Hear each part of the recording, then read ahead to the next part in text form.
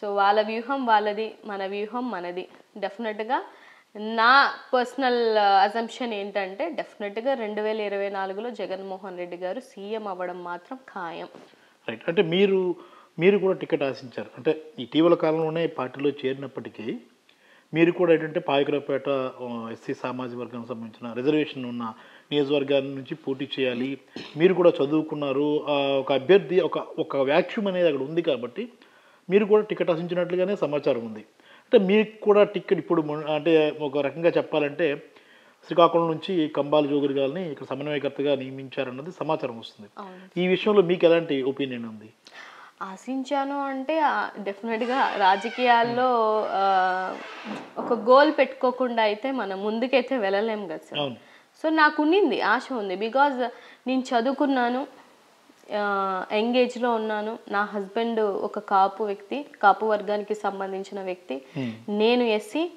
So ఇన్ని క్యాలిక్యులేషన్లో నాకు లోకల్గా కూడా అక్కడ ఆల్రెడీ 4 మండలాలకి సంబంధించినటువంటి అధ్యక్షులతోటి కానీ వాళ్ళతో కానీ మంచి సంబంధాలే ఉన్నాయి. అండ్ నేను బీజేపీలో ఉన్నప్పుడు 3.5 సంవత్సరం నేను ఆ నియోజకవర్గానికి ఇన్ఛార్జిగా చేసినటువంటి వ్యక్తిని. అండ్ మోర్ ఎవర్ నా ఎన్జిఓ ద్వారా ఇన్ఛార్జికి ముందు చాలా కార్యక్రమాలు, కరోనా టైంలో కూడా చాలా కార్యక్రమాలు నేను చేశాను. ఆశించాను, అది ఇప్పుడు అంటున్నాను కదా. సో ఆశించడంలో తప్పు లేదు. కాకపోతే జగన్మోహన్ రెడ్డి గారి క్యాలిక్యులేషన్స్ ఏంటి, ఆయన వ్యూహం ఏంటి అనేది మనకెవరికి తెలియదు. సో ఎవరైతే వ్యక్తిని ఇచ్చారో వాళ్ళకి పార్టీకి కట్టుబడే మనం పనిచేయాలి. డెఫినెట్గా జగన్మోహన్ రెడ్డి గారు ఎవరైతే వ్యక్తిని ఇస్తున్నారో ఎమ్మెల్యే క్యాండిడేట్గా, సో వాళ్ళందరికీ మనం పనిచేయాల్సిన, వీళ్ళే కాదు ఏ నియోజకవర్గాల్లో ఇచ్చినా కూడా వన్స్ ఆయన ఒక క్యాండిడేట్ని నిలబెట్టిన తర్వాత డెఫినెట్గా హెల్ప్ చేయాల్సినటువంటి సిచ్యువేషనే. ఇవాళ కాకపోయినా రేపైనా ఆయన నాకు ఆపర్చునిటీ ఇస్తారు. చదువుకున్న వాళ్ళకి, యంగ్ జనరేషన్కి ఆయన ఒక ఆపర్చునిటీ ఇస్తారనే నమ్మకంతో నేను ఉన్నాను. అందుకనే అందరికంటే ముందుగా నేను పార్టీలోకి జాయిన్ అయ్యాను. చాలామంది మీకు గతంలో కూడా చెప్పాను, ఎలక్షన్ అయిపోయిన తర్వాత వెళ్ళండి మేడం, ఏ పార్టీ నెగ్గితే ఆ పార్టీలోకి వెళ్ళండి అని నాకు చాలామంది సలహాలు ఇచ్చారు. జగన్మోహన్ అన్న దగ్గరికి వెళ్ళాలి, ఆ పార్టీలోనే ఉండాలి. ఈవెన్ నాకు సీట్ ఇచ్చినా ఇవ్వకపోయినా ఏం జరిగినా కూడా అనే ఒక ఉద్దేశంతోనే నేను 6 నెలల ముందే పార్టీలోకి రావడం జరిగింది. సో నేను ఇచ్చినా ఇవ్వకపోయినా నేను జగన్మోహన్ రెడ్డి గారికి పనిచేస్తాను. ఎలక్షన్లో ఆయనను గెలిపించడానికి నేను ఆ రోజు నేను జాయిన్ అయిన రోజు ఏ ప్రామిస్ అయితే చేశానో ఇవాళ కూడా అదే ప్రామిస్ చేస్తున్నాను. డెఫినెట్గా ఆయన ముఖ్యమంత్రి అయ్యేంత వరకు నా ప్రయత్నం, నేను ఎంతవరకు ప్రయత్నించి పార్టీకి కష్టపడగలుగుతానో అంతవరకు నేను కష్టపడతాను. Right madam. ఇంకోటి ఇంపార్టెంట్ విషయం ఏంటంటే ఇప్పుడు ఈ సినారియో చూస్తున్నప్పుడు, ఎందుకంటే ముందుగా టికెట్లు ప్రతిపక్షాల నుంచి టికెట్ల ప్రకటన జరగాలి, వాళ్ళు కథన రంగంలోకి ముందుగా వాళ్ళు దూకాలి. కానీ అనూహ్యంగా అధికార పార్టీ చాలా అడ్వాన్స్గా ఉంది, టికెట్లను ప్రకటిస్తుంది. ఈ టికెట్ల కేటాయింపులో కొన్ని అసంతృప్తులు ఉన్నాయి. ఇవన్నీ కూడా పబ్లిక్ కూడా చూస్తున్నారు కాబట్టి, ప్రజలు కూడా చూస్తున్నారు కాబట్టి ప్రజలు ఇవన్నీ చూసి ఆందోళనకు గురై వాళ్ళ నిర్ణయాన్ని ముఖ్యమంత్రిగా మళ్ళీ జగన్ గారిని ఎంచుకునే విషయంలో వాళ్ళ నిర్ణయాన్ని మార్చుకునే అవకాశాలు ఏముంటాయి? ఏం ఉండవు సార్. ఇప్పుడు 2019లో ఫ్రాంక్లీ స్పీకింగ్ మాట్లాడాలి అని అంటే జగన్మోహన్ రెడ్డి గారిని చూసి మాత్రమే ఓట్లేశారు జనాలు. మీరు నమ్మినా నమ్మకపోయినా కొంతమంది ఏరియాలో ఎమ్మెల్యేలు ఎవరో కూడా తెలియదు, అవుట్ ఆఫ్ ద బాక్స్ నుంచి కూడా. ఇవాళ కొంతమంది బయటకు వస్తే ఓహో ఈ నియోజకవర్గానికి ఈయన ఎమ్మెల్యేనా అనుకున్నారు. సో ఆయన ఫేస్ చూసి ఆయన మంచి చేస్తారనే నమ్మకంతోనే ప్రజలు ఆ రోజు ఓట్లేశారు.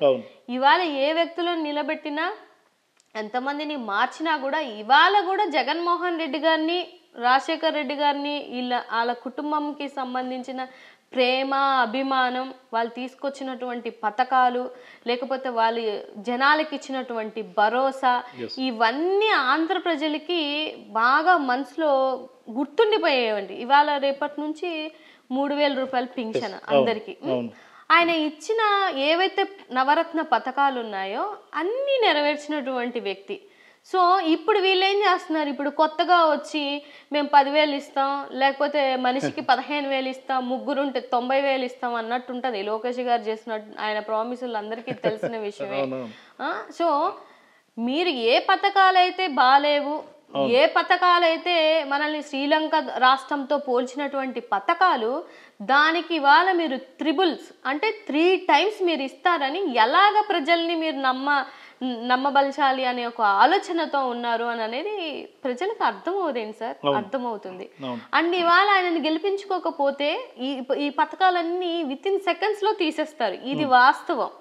ఒకవేళ ఆయనని గెలిపించుకోలేకపోయినట్లయితే ప్రజలు వీళ్ళ కళ్ళబొల్లి మాటలు నమ్మితే within 1 second లోనే వాళ్ళు ఫస్ట్ సంతకాలు అవే పెడతారు, ఈ నవరత్నాలన్నీ తీసేస్తారు. అంటే వాళ్ళ ఉద్దేశాలంటే పేదోడులాగే ఉండాలి, డబ్బున్న వాడిలాగా ఉండకూడదు, వాడికి ఒక ఫైనాన్షియల్ ఇండిపెండెన్సీ ఉండకూడదు అని ఆలోచన దృక్పథంతో ఉన్నటువంటి ఏకైక పార్టీ ఏదైనా ఉందంటే అది టీడీపీ పార్టీ.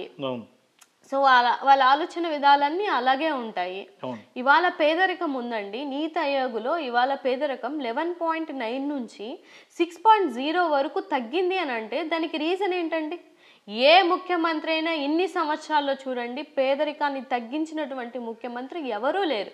దట్టు అందులో మన ఉత్తరాంధ్రకి ఇంకా మంచి జరిగింది. విజయనగరం, శ్రీకాకుళం 2 జిల్లాలు ఉన్నాయి అందులో పేదరికం తగ్గినటువంటి జిల్లా లిస్ట్ తీసుకుంటే. సో అలాగా ఆయన చాలా కార్యక్రమాలు చేస్తున్నారు. ఆయన మోటో కూడా అదే, పేదరికం నిర్మూలించాలన్నదే ఆయన మోటో.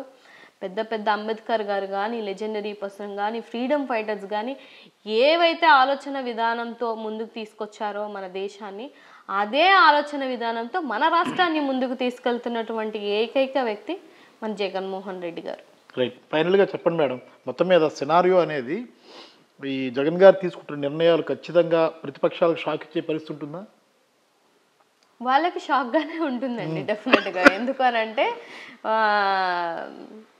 హీజ్ ఆల్సో, అదే మీకు చెప్పాను కదా, జగన్మోహన్ రెడ్డి గారు కూడా మాస్టర్ మైండ్.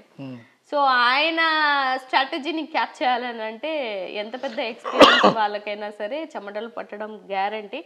ఆల్రెడీ వాళ్ళకి ఆయన వ్యూహం అర్థం అవ్వక చెమటలు పడుతున్నాయి కూడా. సో డెఫినెట్గా వాళ్ళు ఇంకా వాళ్ళ లిస్ట్ కూడా రాలేదు, ఎంతవరకు వాళ్ళు లిస్ట్ ప్రిపేర్ చేసుకుంటారో, ఉమ్మడి అభ్యర్థులను ఎంతమందిని నిలబెడతారో, ఏం చేస్తారో అనేది ఆ తర్వాత చూడాల్సినటువంటి విషయం. కానీ ఇవాళ జగన్మోహన్ రెడ్డి గారు ఒక మంచి ఆలోచన విధానంతోనే ఆయన చేస్తున్నారు. సో ఆయన ప్రజలకి మంచి చేయాలన్న ఉద్దేశంతోనే ఈ మార్పులు చేర్పులు జరుగుతున్నాయి అనేది నా ఉద్దేశం. డెఫినెట్గా ఈ రాబో ఎలక్షన్లో 2024 ప్రజలందరూ ఆయన వైపు ఉన్నారు. ఆయన మళ్ళీ ముఖ్యమంత్రి అవుతారని నేను మనస్ఫూర్తిగా ఆశిస్తున్నానండి. Thank you very much madam. Thank you so much. చూసాం కదా, మొత్తం మీద వైసీపీ క్యాడర్ అయితే చాలా జోష్లో ఉంది. జోష్ ఏమాత్రం తగ్గలేదు. ఈ మార్పులు చేర్పులు, కొత్త అభ్యర్థులు ఇవన్నీ కూడా జగన్ మాస్టర్ మైండ్లో భాగమేనన్న అభిప్రాయంతో క్యాడర్ ఉంది. చాలామంది ఇప్పుడు మనం మాట్లాడుకున్నప్పుడు మల్లేశ్వరి గారు కూడా చెప్పారు, తాను కూడా టికెట్ ఆశించాను, అంత మాత్రాన టికెట్ రావాల్సిన గ్యారంటీ ఏమీ ఉండదు, ఎందుకంటే ఇది ఒక వ్యూహం, ఎన్నికల వ్యూహంలో జగన్మోహన్ రెడ్డి తీసుకున్న నిర్ణయాలే ఫైనల్ కాబట్టి ఆ రకంగా జగన్మోహన్ రెడ్డి వెంట నడవాల్సిన పరిస్థితి ఉంది. తాను ఇటీవల కాలంలో పార్టీలోకి వచ్చినప్పుడు కూడా కేవలం జగన్మోహన్ రెడ్డి ముఖ్యమంత్రి కావాలన్న ఒకే ఒక్క లక్ష్యంతో నేను పనిచేస్తున్నాను అని కూడా చెప్తున్నారు. ఇలాంటి కార్యకర్తలు, నేతలు చాలామంది పార్టీలో ఉన్నారు. కాబట్టి ఏవైతే మార్పులు చేర్పులు జరుగుతున్నాయో, లేదంటే అసంతృప్తితో చాలామంది బయటకు వెళ్తున్నారో, ఈ వివాదం అనేది టీ కప్పులు తుఫానుగానే ఉండబోతుంది. వైసీపీకి ఎలాంటి నష్టం ఉండదు. షాకులు ఏమైనా ఉంటే ప్రతిపక్ష పార్టీలకే షాకులు తగులుతాయన్న అభిప్రాయాన్ని కూడా ఆమె వ్యక్తం చేస్తున్నారు. కెమెరామెన్ మూర్తితో Prasad, I dream media, Visakhapatnam.